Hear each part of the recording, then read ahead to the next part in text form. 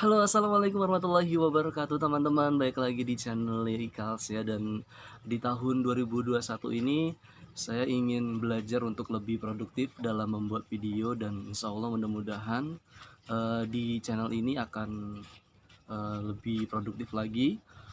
Terutama ada beberapa acara gitu yang ingin saya bangun di channel ini. Salah satunya adalah produk tips.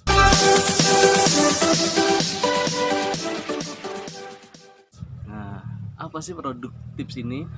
Ini acara mudah-mudahan setiap hari Sabtu saya akan berbagi tips terkait dua hal sih sebenarnya, tentang self development dan juga tentang menulis. Jadi buat teman-teman yang mungkin di hari Sabtu gitu kan, apa ya istilahnya, mungkin lagi ada waktu senggang gitu kan, ya silakan stay di apa namanya channel ini ya. Aduh, jadi kalau gini udah lama sih nggak ngomong secara sharing seperti ini gitu teman-teman ya. Mudah-mudahan sih punya kabar baik selalu dan tetap menjaga kesehatan juga buat teman-teman. Saya sekarang berada di Bojonegara Farm House ya, sama Om Ikals, dan mudah-mudahan ini di sini bisa jadi lebih produktif. Salah satunya bisa membuat konten-konten juga ya, selain hal-hal lain tentunya yang sedang kita bangun di sini. Oke teman-teman, kali ini teman-teman di produk tips kali ini saya akan berbicara tentang uh, quarter life crisis gitu, yang tentunya ternyata gitu kan, hal ini banyak dialami oleh anak-anak muda umuran 20-an sampai 30 tahun. Nah, mungkin juga teman-teman saat ini sedang mengalami hal ini gitu kan. Apa sih tandanya gitu dari quarter life crisis? Jadi ini sebelum kita ngebahas tandanya, quarter life crisis itu adalah keadaan di mana kita itu galau akan keadaan diri kita gitu. Apa ya saya namanya krisis gimana sih gitu kan ya. Mungkin teman-teman saat ini sedang menjalani suatu aktivitas, tapi bener nggak sih aktivitas ini yang bener-bener sesuai nggak sih sama passion saya gitu kan. Atau kok ngerasa hidup itu gini-gini aja sih. Kita menjalani hidup seperti menjalani hidup orang lain, bukan hidup kita gitu. Nah, itu saat-saat seperti itulah yang dinamakan dengan KLC tadi, atau quarter life crisis, yang sering dialami. Katanya 68 milenial itu mengalami KLC ini. Jadi apa ya istilahnya, mengalami suatu krisis, fase krisis gitu. Nah, tandanya ya tadi itu gitu kan. Yang sering itu adalah teman-teman tuh ngerasa insecure juga gitu. Jadi ngerasa bahwa pencapaian teman-teman itu kok jauh banget sih, nggak seperti seusia kita gitu kan, yang mungkin pencapaiannya jauh di sana gitu kan, sedangkan kita masih di sini-sini aja, hidupnya masih gini-gini aja gitu. Itu salah satu tanda-tandanya gitu. Kalau memang lagi masa-masa seperti itu gitu kan, ya berarti teman-teman juga lagi mengalami masa KLC tadi. Lalu gimana sih tipsnya untuk menghadapi KLC ini? Kalau dari saya kiat-kiatnya gitu kan, karena juga saya juga memang lagi masa fase itu gitu kan, dan mencoba untuk sharing dengan beberapa orang yang istilahnya berpengalaman tentunya, kemudian membaca buku, kemudian juga sering dengerin podcast terkait dengan KLC ini. Jadi yang pertama teman-teman, tipsnya adalah untuk menghadapi KLC atau quarter life crisis adalah kita harus mencoba untuk mengenali diri kita lebih dalam. Jadi apa kekurangan kita, apa kelebihan kita gitu kan, tujuan kita mau kemana, hal seperti itu teman-teman penting gitu. Karena dengan kita tahu diri kita kurang lebihnya, kita akan lebih memberdayakan kita sesuai dengan apa yang kita tahu tadi. Salah satu prinsip saya yang sering apa yang saya baca juga gitu, yang saya dengar juga, ada namanya prinsip Ikigai. Itu bisa dipakai teman-teman ya. Mungkin buat teman-teman yang belum tahu, Ikigai itu adalah satu prinsip di mana kita tuh seneng sama yang kita jalani gitu. Jadi setiap pagi, alasan setiap pagi kita bangun lebih bersemangat, lebih seneng gitu kan. Biasanya kan kalau misalkan belum tahu konsep Ikigai itu, biasanya aduh apalagi hari Senin gitu kan, aduh hari Senin lagi gitu kan. Bukan benci hari Seninnya, tapi lebih tepatnya sih seringnya itu apa ya istilahnya, benci aktivitasnya gitu, atau kerjaannya yang nggak sesuai sama passion gitu. Makanya kita harus tahu nih yang prinsip Ikigai. Ikigai itu sebuah prinsip dengan 4 pertanyaan. Yang pertama adalah apa sih yang benar-benar kita sukai atau kita cintai, senang melakukannya. Yang kedua, apa sih yang menjadi keahlian kita, mudah kita lakuin. Yang ketiga apa sih yang membuat orang mau membayar kita, dan yang keempat adalah eh, apa ya yang dunia butuhkan dari itu. Misalkan teman-teman misalkan punya passion menulis gitu kan, senang aja gitu nulis cerpen, nulis artikel atau karya tulis lainnya, dan teman-teman yang kedua ahli di situ gitu, kayaknya gampang gampang aja gitu merangkai kata-kata yang sedemikian indahnya gitu. Kemudian yang ketiga gitu kan, dibayar juga, misalkan teman-teman jadi kontributor satu media online, atau teman-teman nulis buku gitu, gitu kan. Dari buku, penjualan buku ada royaltinya, dan itu bisa dibayar juga artinya gitu.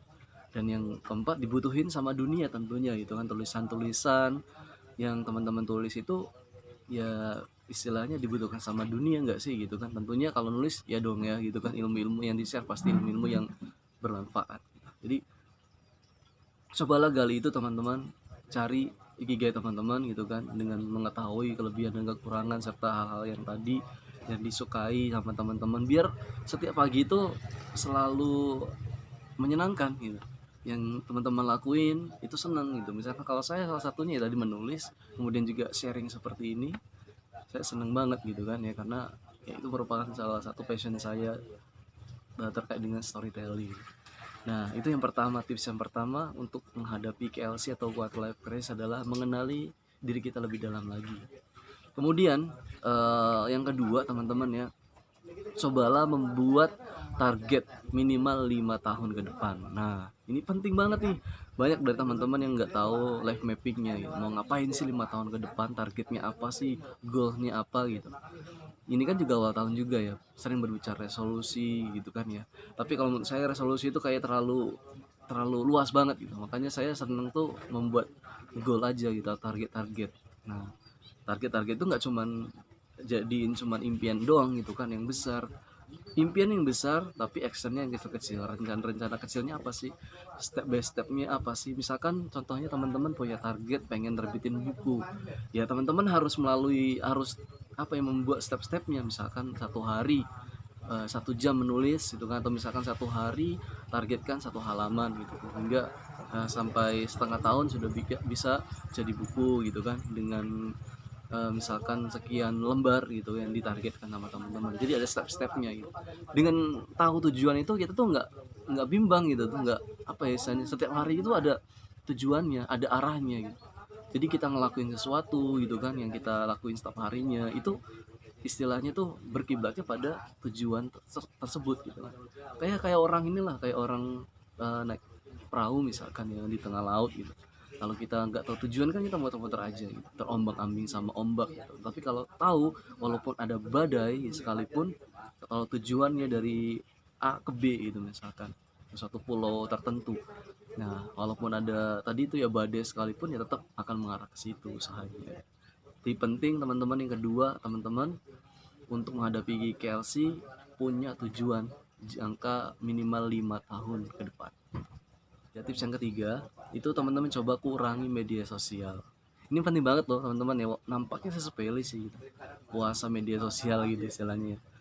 Kenapa sih harus seperti itu? Sebenarnya alasannya adalah ketika kita scroll gitu kan ya, status, lihat-lihat status dari orang-orang gitu kan, apalagi tiba-tiba kita ngelihat teman kita nih seumuran kita atau seangkatan sekolah kita, ternyata wah dia udah S2 gitu kan, padahal kita S1 aja belum beres. Atau misalkan dia udah nikah, udah mau punya anak, kita masih tiktokan aja gitu kan. Kadang-kadang hal seperti itu yang membuat kita insecure, jadi ngerasa rendah diri gitu. Jadi apa ya istilahnya, itu nggak bisa membuat kita maju gitu. Makanya kurangilah hal seperti itu gitu, karena media sosial itu sebenarnya ada sisi positif, ada sisi negatifnya, seperti uang logam gitu kan ya.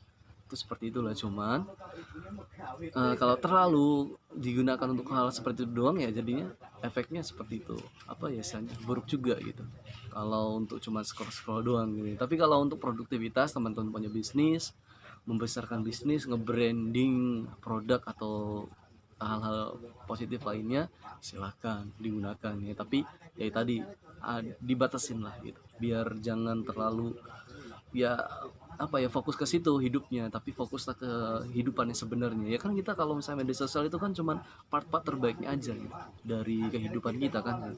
Makanya dengan mengurangi media sosial kita akan lebih fokus sama kehidupan kita yang sebenarnya, teman-teman. Oke, yang selanjutnya teman-teman ya, coba cari mentor. Cari orang yang bisa ngebimbing teman-teman gitu kan ya. Sekarang banyak kok gitu kan, walaupun teman-teman nggak nemu nih di sekitar gitu kan, media online sekarang sudah luas kok. Kalau mau istilahnya punya mentor gitu kan, kita kita langsung menghubungi orang yang misalkan nih sharing nih, orangnya suka sharing misalkan di Instagram gitu kan, kita coba ajak dia jadi mentor kita gitu kan, mudah-mudahan bisa dari situ. Ya mentor ini penting sih teman-teman ya, tempat kita untuk curhat gitu kan, kalau kita memang lagi, karena kan masa-masa fase krisis ini kan lumayan berat gitu, makanya kita butuh orang yang mendukung gitu, dari orang-orang yang terpercaya seperti ya mentor tadi. Jadi itu sih teman-teman ya tipsnya gitu kan, mudah-mudahan teman-teman saat ini lagi mengalami KLC tadi tentunya bisa bersemangat terus gitu kan, jangan sampai kalah sama keadaan gitu, sampai pertanyaan-pertanyaan yang ada di dalam diri teman-teman itu mengalahkan apa ya, semangat teman-teman gitu. Teman-teman harus tetap apa ya, semangat, tetap bergerak gitu kan, cari hal-hal yang positif tentunya, karena dengan mengisi dengan hal positif tentunya hal negatif akan terkurangi. Salah satunya ya nonton video dengan apa ya istilahnya, self development gitu kan, yang bisa ngebangun semangat diri kita. Banyak kok sekarang podcast, sudah tinggal gimana kitanya aja gitu, baik di YouTube, baik di Spotify, atau di uh, platform lainnya gitu. Oke, itu mungkin teman-teman ya untuk produk tips kali ini. Mudah-mudahan tentunya bisa ada hal baik yang bisa teman-teman ambil dari pembicaraan atau tips kita di episode kali ini. Terima kasih. Nah, tetap semangat untuk berkarya. Kita harus menjadi manusia yang berdaya lewat karya. Terima kasih. Assalamualaikum warahmatullahi wabarakatuh.